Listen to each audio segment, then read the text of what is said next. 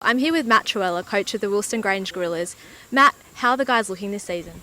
Yeah, we're going well, Beth. I think we've recruited well. We had a few wins with some of our recruits that we set after. We're able to maintain the bulk of our list, and we've kept all our under-18s that played seniors last year together. So, yeah, I think we're in good stead, or where we want to be, or where we plan to be. So. Yeah, you had a few injuries last year. How are the guys looking fitness-wise? Yeah, we're all pretty fit at the moment. We've had a couple of guys that had post-season surgery, myself included, Steve, Dan Collins, and Fraser Eaton. So those guys are all being fast-tracked just by the rehab that they're doing. So we'll either see them at the start of the year in the first couple of rounds.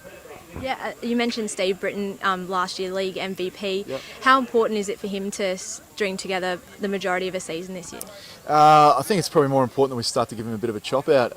He played some tremendous games last year, and won the game on multiple occasions for us through his impact, and was dearly missed when he didn't play. But I think it's more or less the rest of us contributing to make sure that we can give him a bit of a chop out in the middle. And I'd like to see Steve in some different positions around the ground. I think he'll be one player that opposition teams will go to. So it's just about us contributing all as a team.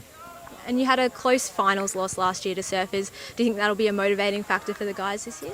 It's definitely in the back of our minds, and I think it sort of helps when you're training or you're trying to push yourself a little more, having a motivator like that. But again, there's not that many. We've got some new guys, so a lot of those guys aren't going to experience that pain. So it's just more for the guys that played that game to use that as a small motivator going forward. And a lot of those young guys that you have training at the moment had a couple of senior games last year. Is there anyone you think will crack regular senior footy?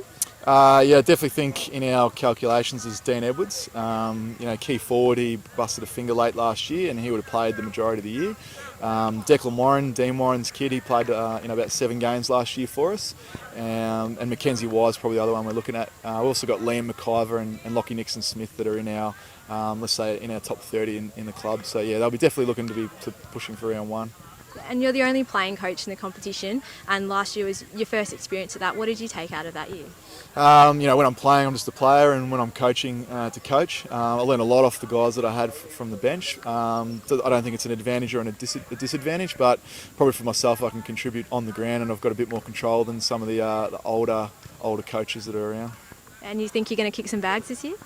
I think a couple of them are a fluke, to be honest. And I only played there just to help the team out. But depending on who we recruit for full forward or our setups, I might be at full forward or maybe just go down back where I'm traditionally used to playing. Wilston Grange take on the Western Magpies in the first round of the QAFL on April 5 here at Sunlink Oval. Thanks, Matt.